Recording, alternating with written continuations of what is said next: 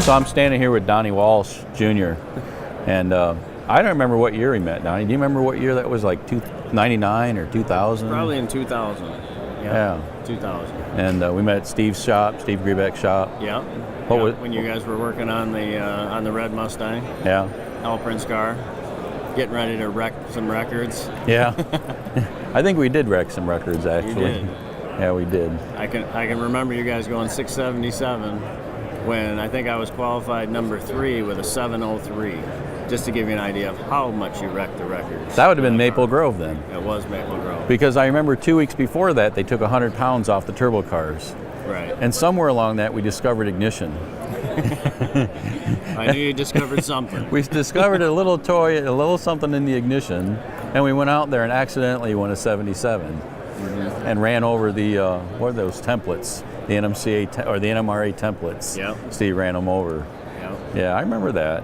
I also remember a story Steve told me. He says, you know, at some point we had to race you. And I don't know if it was at that race or some other race, but I remember him telling me, he said, I don't want to race Donnie. I said, why not? He says, because he's going to frickin' drill me on the tree and I don't want to be embarrassed. It was one of the few guys that Steve ever mentioned, you know, having that fear. So that really inspired me, you know, after Steve died, that Donnie's probably a pretty good driver.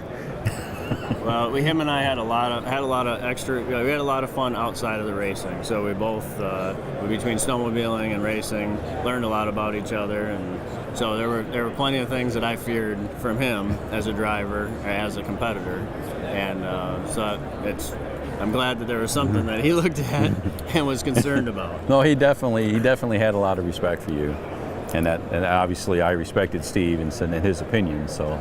Really mattered. And you know what, it proved out because over the years we've done a lot together. Yeah, absolutely. I remember you know, the first time we raced really together was in 2012. Yeah. You know, after all those years, and I think you took a leap of faith, you know, going with a program with me, and you know, we did pretty well with that Mustang. We did really well. We did really well for it. It was really a fresh thing for all of us, the team, you, myself. And it was. I felt from the day you called me, it was a recipe for success. And I feel like we did succeed at a lot of things with that program. And are you talking about the silver and gold, like the silver and purple Mustang? We're talking about the red Mustang with the white stripe. Oh. 2012. The Pro Mod. The Pro Mod. Oh, okay. That's right. I'm sure you mentioned it. Oh, the 2012 Pro Mod. The 2012 Pro Mod. You know, and we did that the hard way because we actually started with a 485-inch motor instead of a 526, which we could have by the rules, and we still won a race with that car. Yeah. Yeah. So that was my first Wally. Yeah. So. That was really cool. You know, and over the years, you know, business to business, it seems like, you know, the turbocharging's been good. You've done a few kind of cool projects. I remember the blower project, Turbocharger blower project. That was kind of cool. Yeah, we've learned a lot over the years, and it's a lot of thanks goes to you and your company and all of your people. Your people have been wonderful to work with. Well, and it is about the people. Unfortunately, Precision Turbo and Walsh Motorsports and D&D Performance all have good people, and they know what they're doing. And we're very lucky as a company, Precision Turbo is, to have good customers like you guys who know what you're doing, because you can make our products perform to the potential. And we appreciate that immensely. Yeah. It's been really cool. So, what else? What other stories you got? I'll never forget the time when. You know, probably one of my favorite stories is you flying out to Denver to help us with our blower car. And it was a huge thing for our relationship, because it wasn't something, you weren't coming out, there was no business, there couldn't be any business agenda, there wasn't anything, it was just coming out to help a friend.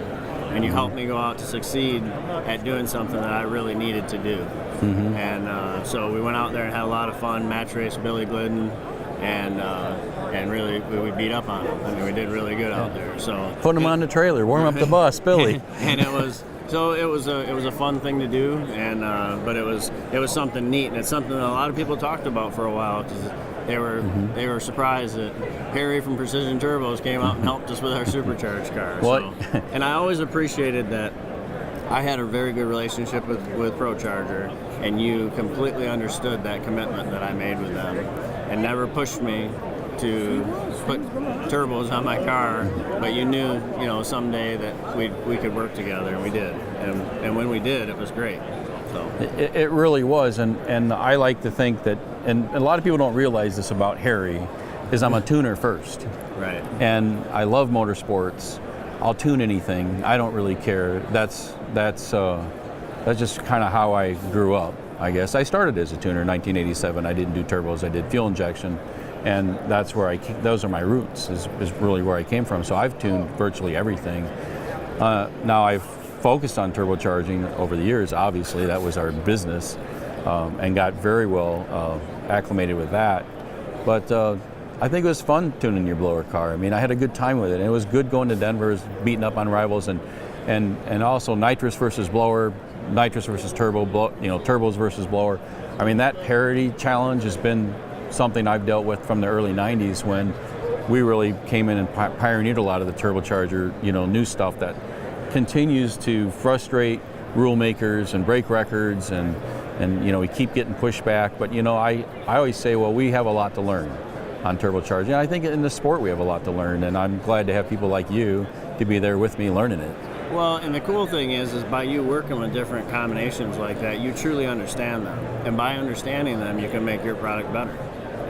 And so that's make the product better and make the racing better. And I also learn the weaknesses of those products. Right.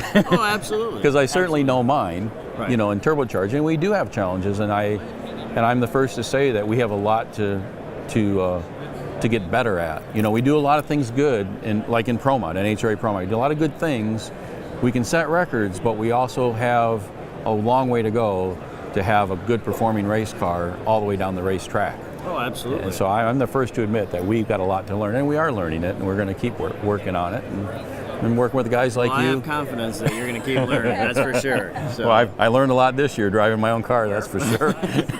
I figured you would. Yeah. No, I'm very sympathetic and have even way more respect for you now for being in that seat, because I can remember times. But even with you taking on that responsibility this year, you learned a whole nother side of it. And what it helped you probably do is it probably helped you tune the car to the next level.